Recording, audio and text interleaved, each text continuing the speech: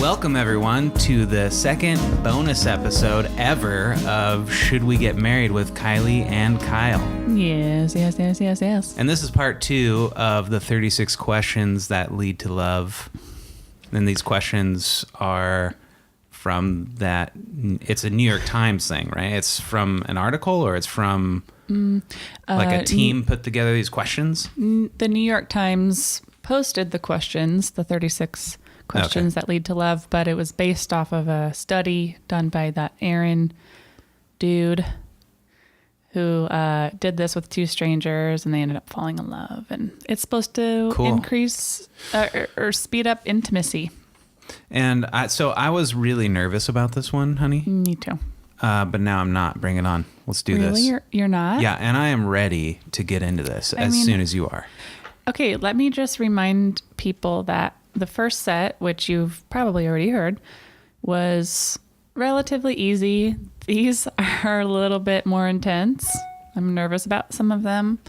And then the third set is even more probing, as the article says.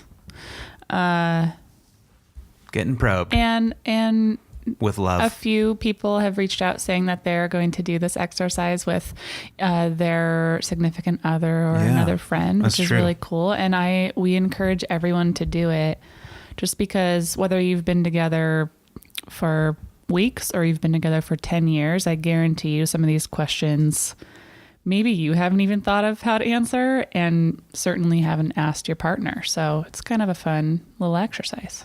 Yeah, I think it's awesome. I love this shit, man. I think like life is truly lived within intimacy and within vulnerability, and those moments where we need to really dig deep and to wake up to a new set of ideas or a new set of actions, that is truly living for me. So stuff like this I really love. And yeah, it's uncomfortable, but it's awesome at the same time. So I have to say the only reason this is comfortable is because we're literally broadcasting it to the public. But if it were just you and I'd feel completely comfortable. 1,000%.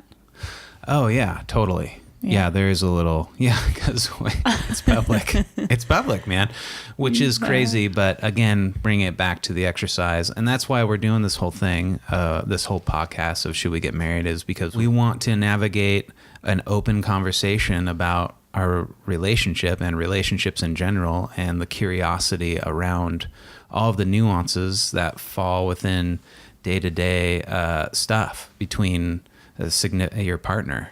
And because it can get messy, and it can get stale and boring, and it can, at a moment's notice, it can get really uncomfortable, and you want to run for the hills. Never happens with us, though. Never. We're good. None of that stuff has ever happened. Totally good. And I just think there's so much left unsaid when we're out there doing our jobs, when we're with our friends and family. And I just think that we need to talk about stuff openly and specific to us. And maybe, if somebody else finds a breath of fresh air with our podcasts, that would be cool too, but not necessary. All right. So do you want to do this like we did the last time? We alternate questions, asking each other questions. Yeah, I think that's a great idea. Okay. Do you want to go first, or do you want me to go first? You can ask me the first one. Okay. Question 13. If a crystal ball could tell you the truth about yourself, your life, the future, or anything else, what would you want to know? This one's easy for me. Okay. Nothing. Wow. Listen, I believe, so I'm not religious. I've definitely fallen in the spiritual category, maybe even agnostic, but I dip in and out of all that stuff. I explore atheism, and I pull things from religions, and I love all of that stuff, the stuff that works for me. And the one thing that I have a hard time with is destiny, unless it's something cool as shit. Like if we're talking Luke Skywalker destiny situation, I'm in. That sounds awesome. But I don't want to know where I end up. I want life to be in a blank canvas that I can, make my own mistakes and do my own thing. So I don't want to know. Do I have to answer it? I think that was an answer because it said if you could. Okay. Yeah, that's my answer. Yeah. Sticking with it. Okay. Do I ask you now? I forget. Yeah, but you don't have to repeat the question.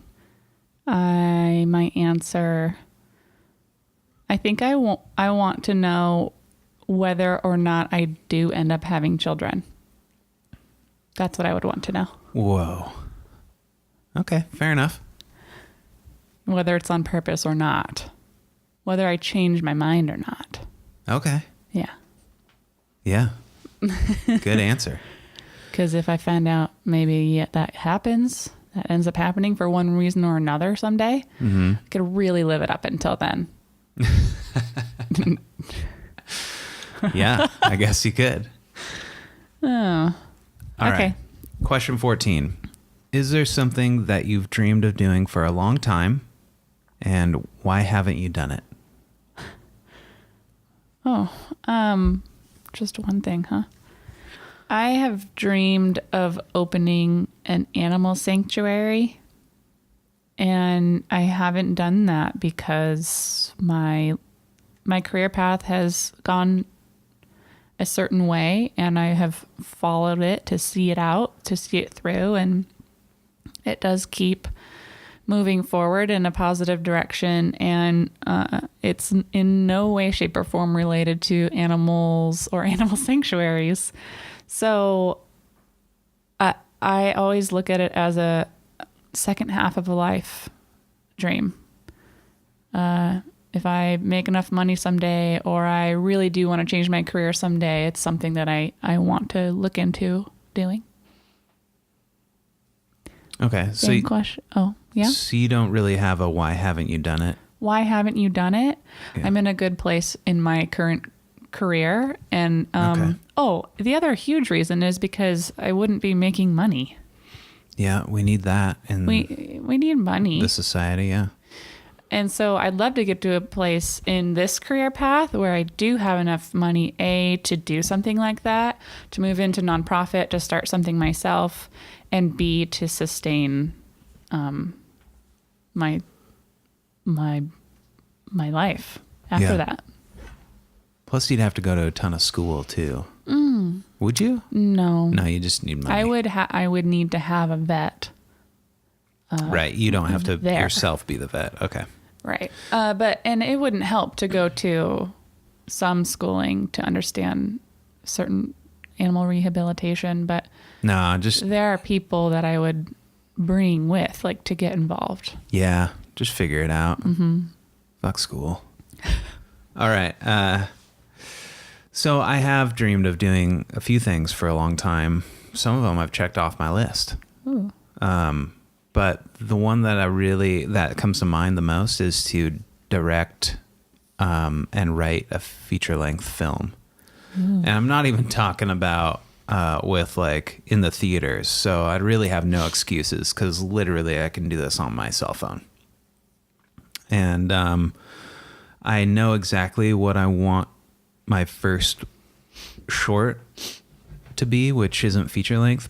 So I haven't quite thought of my feature length yet, but all I need to do is sit down and really work on the inspiration and the thought of it and the visualization. I can probably come up with something. I haven't done it yet because, well, laziness has a lot to do with that, but also my time's really filled up. And so I will do it. I have a goal to do it by 40, and I am 36 now. So within the next 4 years, I hope to do it. Sweet. Okay. Cool. Your turn? Yeah. Number 15. Hi, it's Kiley. Hey, it's Kyle, and you're listening to Should We Get Married? It's a podcast about life and love and relationships and our relationship and inappropriate, nitty gritty, messy stuff. Yeah, we get into the nooks and crannies of day-to-day relationshiping. Yeah, we're just skimming the surface so far, so it's going to get weird. It's going to get weird, and we would like to invite you along on this open-minded journey of communicating through our relationship. Yep, everyone's welcome. And we're talking about, should we get married? Should anyone get married? Mm-hmm. Please like and subscribe wherever you listen to podcasts. Leave us a review over on Apple. It helps out so much. And follow us over on Instagram and Twitter at SWGM Pod. Thanks, everyone. Thanks. Back to the show.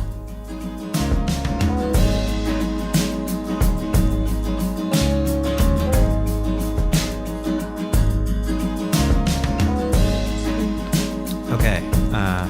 Cool. Your turn? Yeah. Number 15. What is the greatest accomplishment of your life? This one's really easy. It's sobriety again. It's staying sober one day at a time. That's it. There's everything comes from that for me. But at the same time, I don't, it's not like it's not something I hold like it's, it's Gollum's ring. It's not like super precious to where I'm just like all about it. It's just something that I really humbly treasure, with just about every action that I take moving forward. Awesome. Great answer. Okay. What comes to mind right now is search and rescue. And it's a half answer because you have to get certified and it takes about a year, if not more, depending on how diligent you are. And I was very diligent. And I, first of all, showed up to do that, which I surprised myself. And then I finished all of these different courses, which are way outside of my comfort zone. And one of them, the last thing I have to do is do an overnight out in the woods, which was scheduled and I showed up for and was ready to go. And we were at the camp place, but we got called out to an actual mission. And we all decided instead to go to that mission instead of completing the overnight training. So, if I would have done that, I would have been completely field certified, which is like full completion for search and rescue in, I think it was 9 months. But now it's rescheduled for spring. So even if it's spring, it'll be a little over a year. And I'm sorry I just took so long to say that. No, I think that's a great answer. I love that about you. Is it my turn to ask the next question? Okay. Mm-hmm. All right. Number 16. What do you value most in a friendship?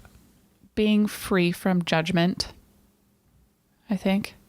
And if you have that, that leads to a lot of other things that I value in a friendship. So no judgment from a friend when it comes to sharing things, communicating, doing your own life, but also doing things together. I think that's really important. Cool. It makes you feel comfortable and loved. Cool. How about you? I value most. What do I value most in a friendship? I have so many answers for this one. Mm. But I think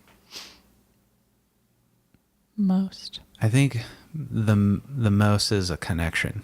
Mm. Is a deep connection and understanding. And with that comes non-judgmental stuff and grace and room to grow, and also a lot of humor. Oh, that's such a good answer. Sense of humor. I feel like if that's not there, then why even? And also loyalty, man. I love the loyalty, the loyal side of friendship. Yeah. Okay. All right. Number 17. What is your most treasured memory? Oh. Okay, so back to getting cleaned up. When I was in and out, in the last bonus episode, I talked about Steve and Nancy. So I have anxiety. I get panic attacks, and in early sobriety, I did not know how to navigate those anxiety or depression or any of that stuff. And when I made it over to Steve and Nancy's house, I was able to finally feel comfortable, and I was able to sleep. And I remember that moment like it was yesterday, and I saw Nancy's kind face and Steve's understanding disposition, and I was able to just let go and relax, and anxiety was gone, depression was gone. I felt okay. And it had been a long time since I felt okay at that moment. So and I have other treasured memories, but that one is on my mind right now. Was that like right first when they let you in? Like when you got there? Mm-hmm. Wow. What's yours? So mine is a collection of memories, and it's waking up on Christmas morning. And it's not because of presents or anything like that, but it's the way my house felt. Yeah. Christmas Eve and Christmas morning. I truly don't feel like I'll ever have that feeling ever again. My sister and I would push the 2 couches together in the playroom Christmas Eve, and we'd hang a little stocking on our rats' cages. We had pet rats growing up. And we would camp out there together. And my sister and I, we were never like super duper best friendy close, but we would do that together, and we'd camp out together, and we'd get to have a little slumber party. And I just loved that so much. And we knew that our mom was downstairs, working her magic and doing stuff. And it was so, so comforting. And just the vibe of being home and not have anything else to do or anywhere to go or anything else to worry about except for being with family and watching movies and baking. It was like, I'll never have that again. And waking up in the morning, it was the same. We knew our dad was downstairs. That was very comforting. We'd wake our mom up, and we'd sit at the top of the stairs, and we'd wait till I'll go down there together and fucking hang out all day. Oh man, I can just feel the comfort of that. Christmas morning, that's a good one, honey. Christmas Eve and Christmas morning. And it was just the 4 of us, always. Yeah. It was very nice. That was more middle of the life rather than early on. So good times. Yeah. Okay, you ready for the next one? Oh, God. Question 18. What is your most terrible memory? This stuff is very personal. All this stuff is very personal, but yeah. Let's do it. I am going to choose one that is shareable, and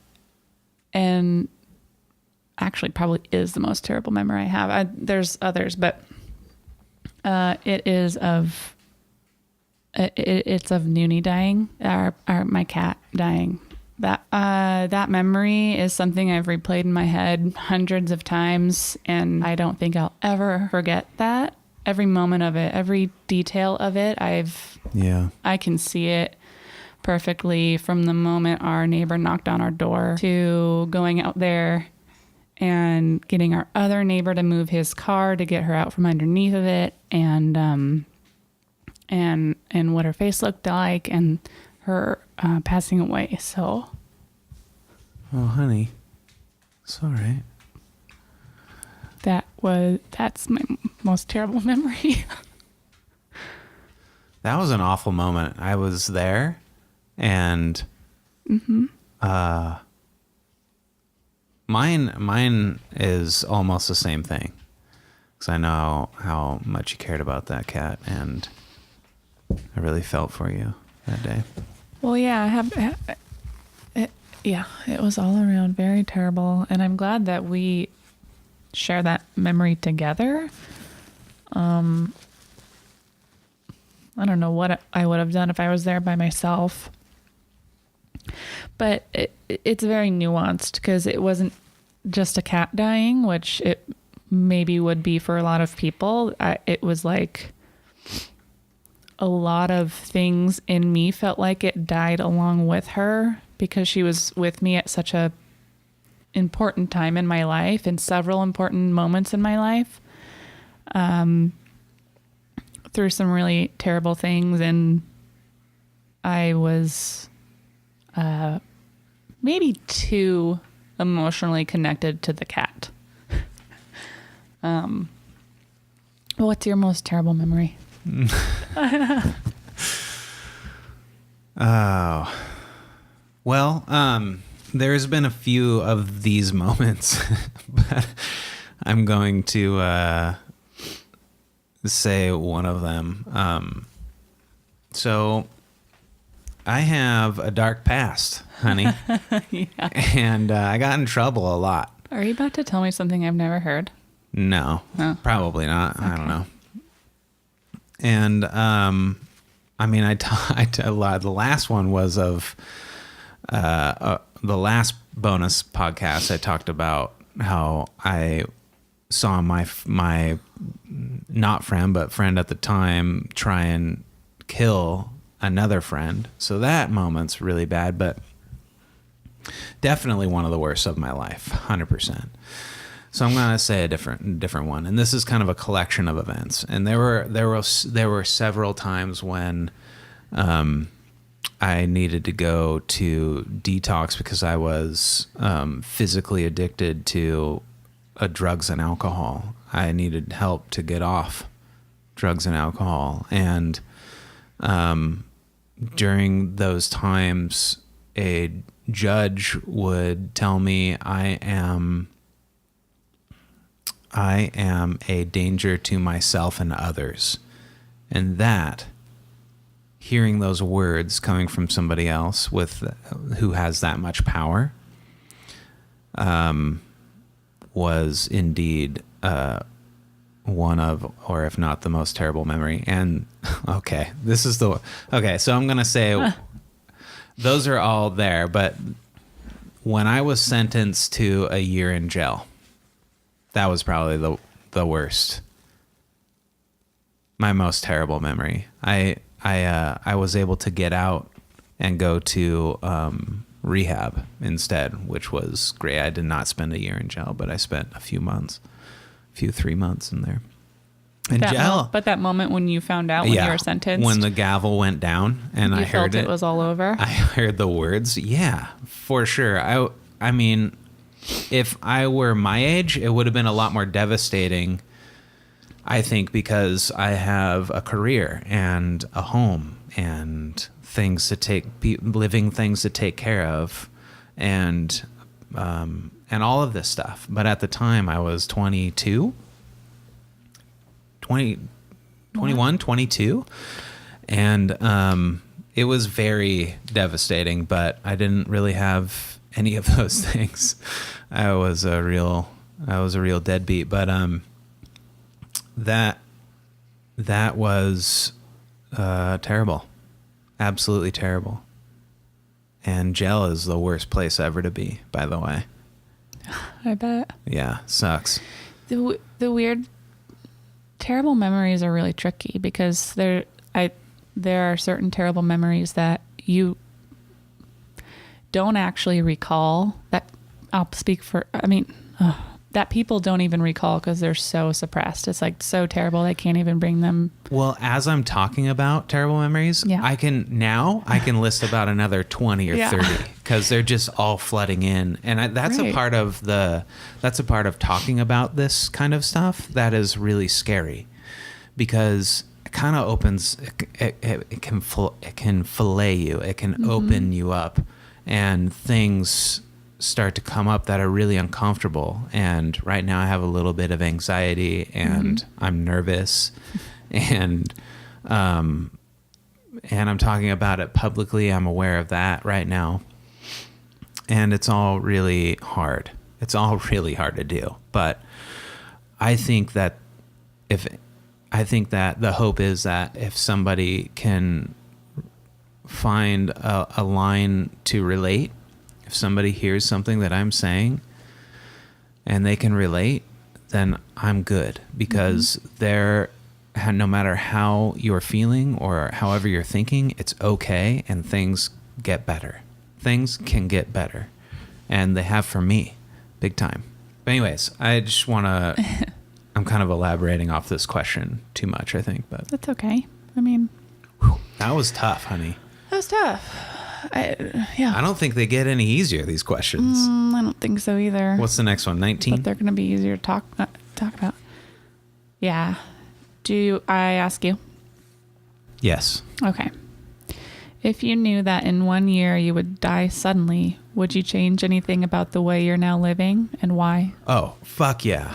Number one, I would quit my job. Yes. 100%. No matter any jobs that I have right now, even though I'm doing what I love to do more or less now, I'm gone. I'm out. Yeah. And I'm going to, and the next thing I'm going to do is it's just keep creating that movie that I want to make, and just keep creating things, because there's so much life and so much beauty to capture and behold and to live and to communicate through.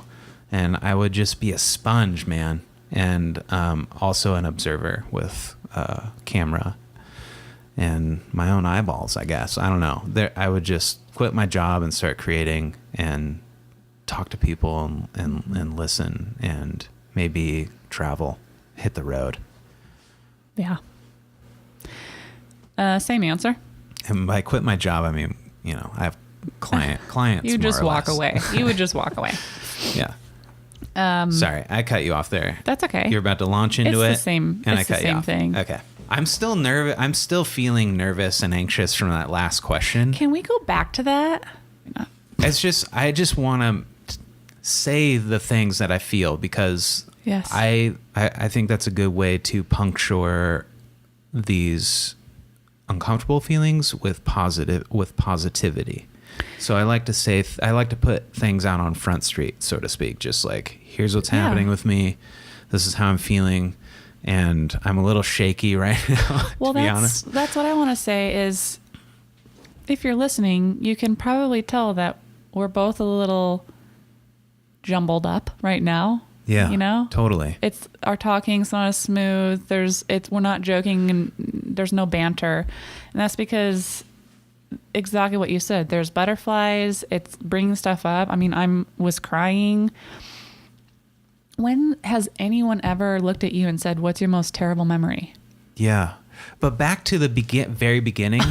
I feel like I'm living life right now. I feel like this is real shit. Yeah, because it's real. Raw. Yeah, it's real, and it's like 100 layers deep from the surface, and I really feel alive right now, which is a good thing. I want to say something about terrible memories, and specifically the one that I shared. Okay. Which is, I mentioned that some memories you don't even recall. They're deep down there somewhere. Yeah. Sometimes you even forget. Some people with major trauma don't even know they happened until they go to some therapy. Yes. But what I want to say about... Because you're uncovering. You're constantly... Right. Yeah, it's a process of uncovering. This isn't all on the surface. We have to go... we have to dig deep. Yeah. And,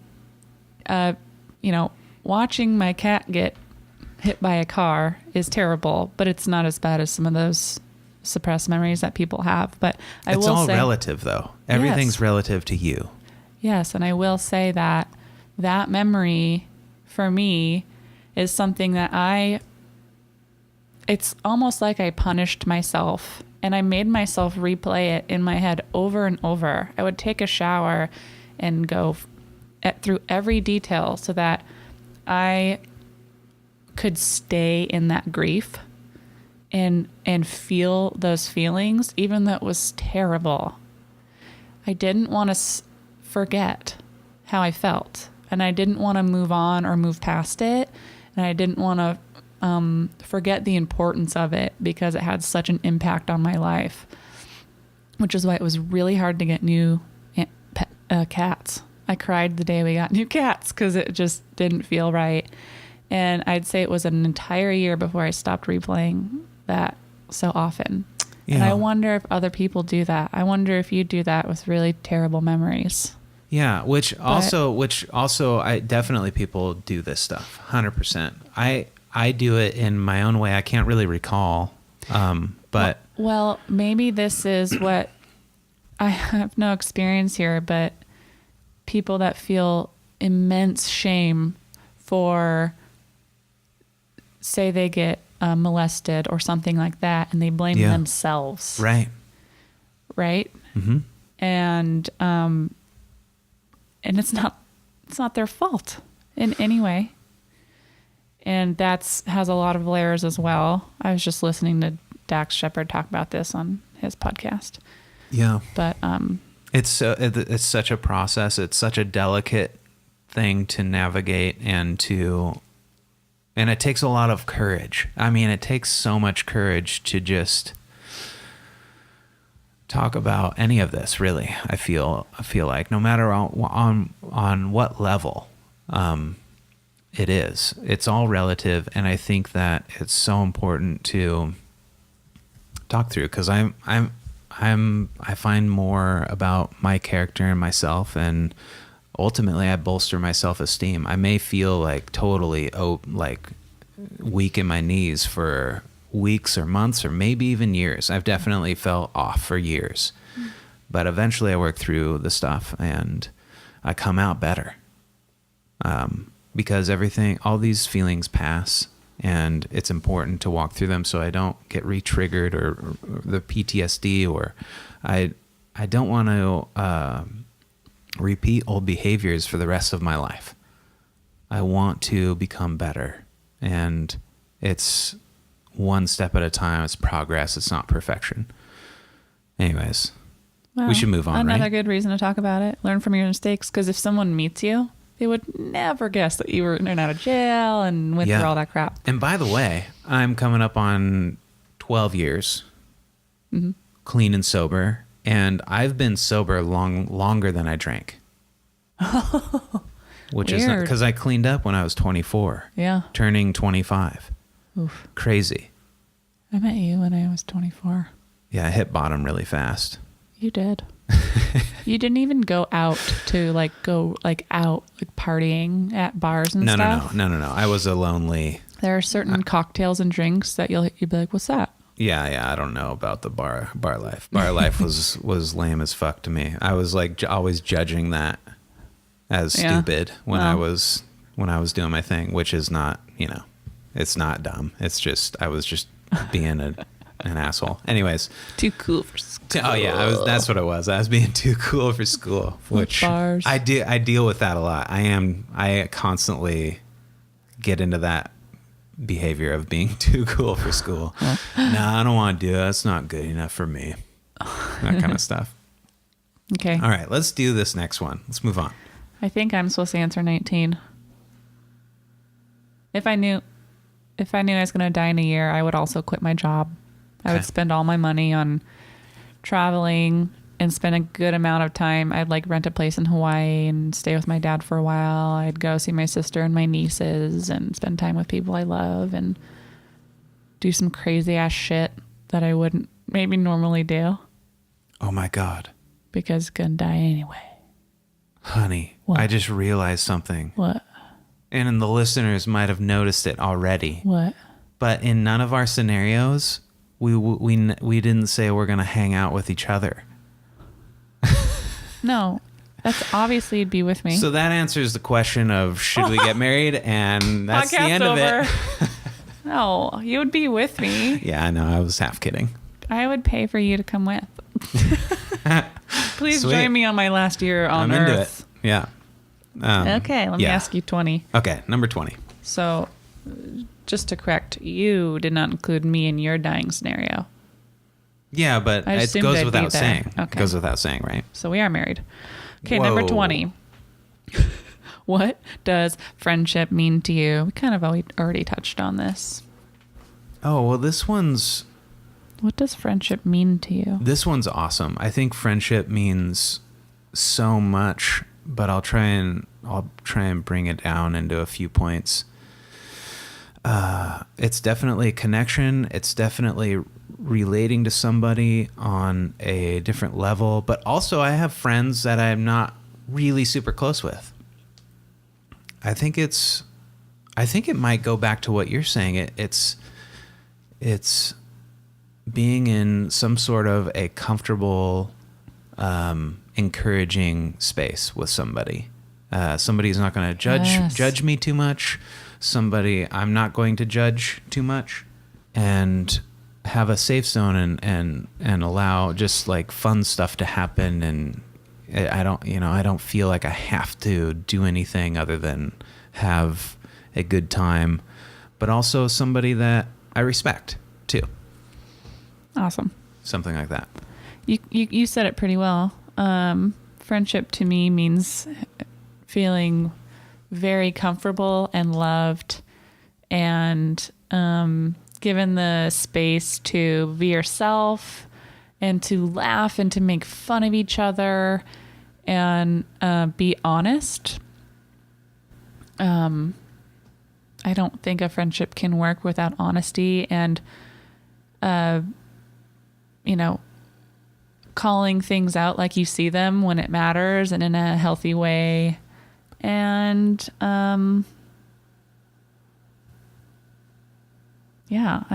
giving someone room to also do their own life. Yeah. Do you think it boils down to love and respect? Those two things? Sure. Yeah. Of course. Respecting your differences, respecting their space, but also loving them and letting them in.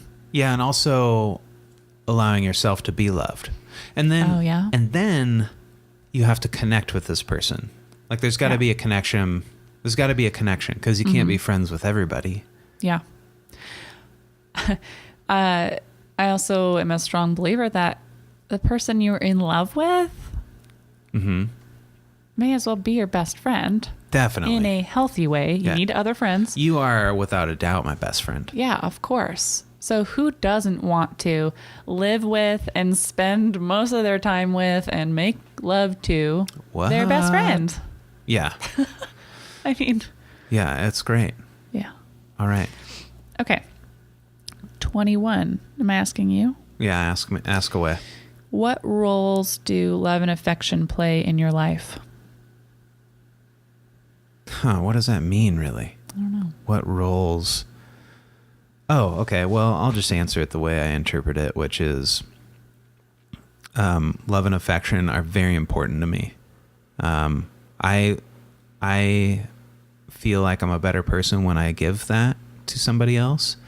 And I feel like relationships really get to the next level when I receive that stuff from somebody else, whether it's by words or action or otherwise. I think I have that with my friends and family, whether I like them or I don't. With people, whether I like them or I don't, I think it might fall in line with a strong principle to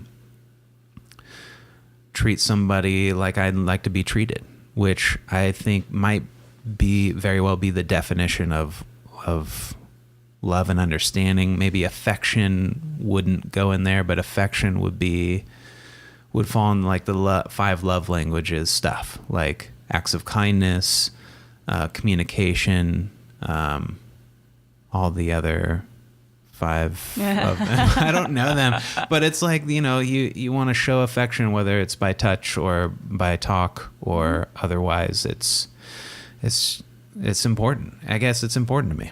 Mm-hmm. Okay. Because I'm not a psychopath, man. Okay. How about you?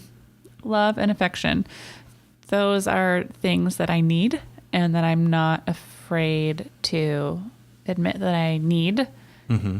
And we all need them, but it's hard to understand why. And affection specifically, love is a little more obvious. Affection for me means touch.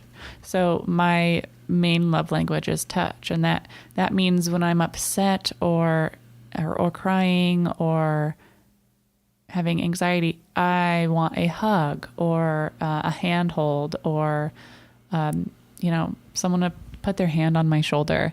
And that for me is the most comforting thing. And you and I are a little different there. Opposite. Yeah. But you know that I need that, and you make an effort. Damn right I do. To fulfill that for me. And I think that's because that's probably what my mom did. Like would cradle, when we're upset, she'd cradle us, and that's most comforting to me. My mom did that too, but I didn't like it. I never liked being coddled or caressed or smothered when I was having a hard time. I don't like that. Well, smothered is how you felt. Yeah, definitely. From getting affection. Yes. Yeah. And I don't know. Maybe she was over the top, but I don't feel like she was. Just. Your mom isn't that touchy now. She gives hugs and all of that, but she's not over the top in any way. Yeah. Okay. Anyway. Let me ask the next one. Okay. I felt like I interjected myself into your answer. Don't even. And I apologize for that. Overthinking it. It's okay. I'm really like.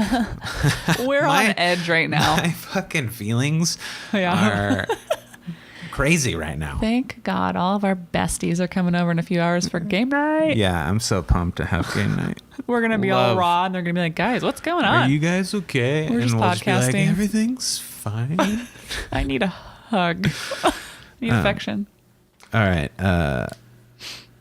Number 22. Well, we should fire through these last two because we're running along here. They're getting intense, so people can either listen or not to the bonus episode. All right, fair enough. Okay. 22. Alternate sharing something you consider a positive characteristic of your partner. Share a total of 5 items. Each or together? Yeah. Each. We can fire these off. All right. Why don't you go first? Sharing something you consider a positive characteristic of your partner. Your honesty, like raw honesty. Okay. Your sense of humor. Oh. Your ability to make fun of yourself. Your I'm trying to reread this question. Is a characteristic is it a physical thing? Can I say a physical thing, or is it more of a? I think you can say anything. Yeah. Okay. Your ability to walk through hell to get what you need to get, whether it be like finish an exercise all the way to a thing you need to accomplish at your job. Okay. Thank you. Wow, I forgot now because I was listening to you. Sorry. Your ability to call shit as you see it. Call people on their shit in a good way. That falls. Like not taking shit. You already said that with the honesty part. That's totally different. Oh, okay. All right. Okay. Well, being honest with yourself and with others, I think, is different than calling something out instead of just letting it affect you. Okay. Cool. Your ability to. They're all abilities. Your characteristic of learning and bettering yourself. Oh, same to you. Well, can I repeat that one? That's the biggest thing. Okay, no, you can't repeat it. Okay. Against the rules. Okay. Mm. Oh. Let's just do one more each because this is harder than I thought it was going to be. Okay. I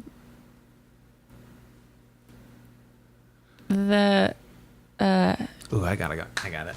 The way that you connect with another human, you make eye contact, you engage somebody, and you're truly interested. Your curiosity. Okay. Your talent when it comes to art. And and your taste when it comes to what you create or what you like to see other people create. Whoa. I'm humbled because I would say all of those for you. Yeah, but you didn't, and I said it first. But you said them first.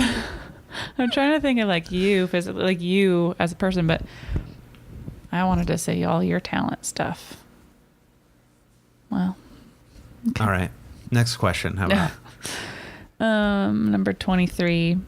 How close and warm is your family? Do you feel your childhood was happier than most other people's?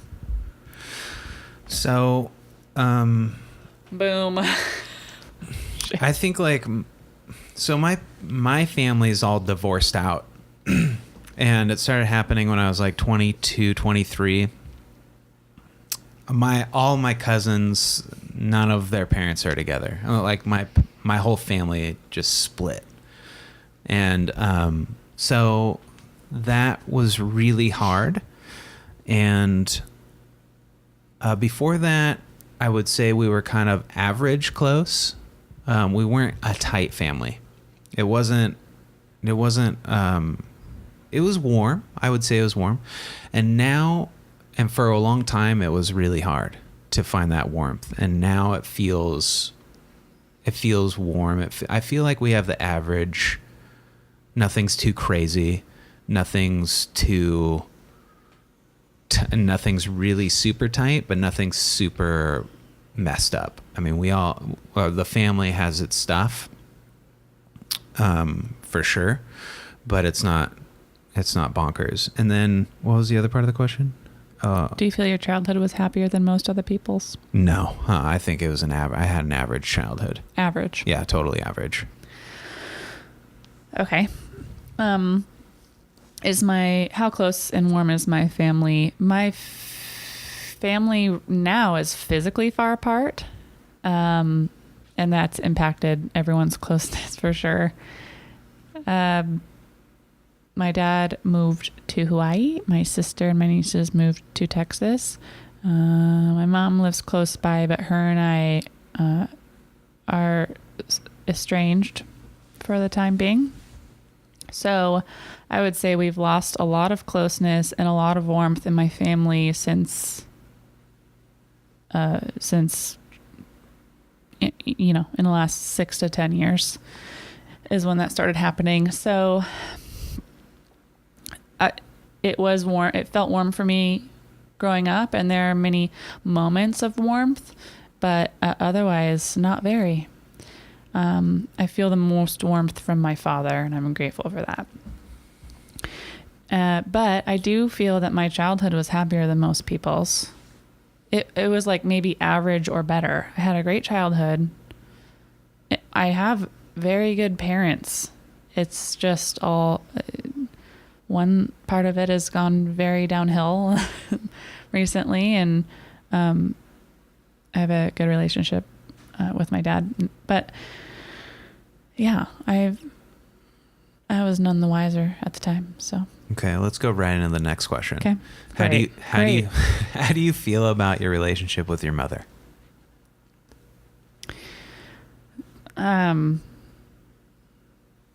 I feel all kinds of emotions, and those include contentment with the way things are and anger. Contentment. You're fine with it? There's a range of emotions. So okay. I gotcha. On a daily basis, I'm okay with it because there are things that I can't fix, and there are things that I can't do to change others. And so generally I'm okay and I'm content, but peel back those layers and there's a lot of anger and sadness and longing that probably will always be there, but I do a lot of work on and will have a lot more work to do on for however long it takes. But I love my mom very, very much. Yeah. How do you feel about your relationship with your mom? All right. So I love my mom to pieces. I'm very happy with our relationship, and I do have to draw boundaries. And because I'm an only child, and if she had it her way, she'd want to spend a lot more time with me. And I need my space from her, and just like I need space from anybody. We have the opposite problem. Yeah. But Sorry, I'm crazy proud of her, and I am she's a very important part to my life, for sure. Okay, wow. That was heavy. Okay, that was insane. I need to go for a run. I know. I need to freaking go, for a run or do like push-ups or something. Okay. I'm jazzed up right now, honey. Let's do a dance. I'm also bummed out too. Yeah. Like this really took it out of me. Yeah. By bummed out, I mean like I feel drained. I feel drained as well. I'm glad we did this together. Yeah. I mean, you and I talk about most of this stuff all the time, but it's hard to put it into words that are digestible for strangers and people that are going to listen to this. Yes, strangers happen to be listening, and some of our friends, some of our family is listening. Yep. But getting it down to a one-on-one conversation with you was the whole goal of this podcast, is to sit down and talk to each other for half an hour to an hour and talk about the stuff that we need to talk about and have a conversation together, whether it's light and fun or if it's super heavy like this stuff. And as hard as it is, and it's really tough and I feel uncomfortable about it right now, I love it. Because again, I feel alive right now. I feel like I'm really living life by doing this stuff.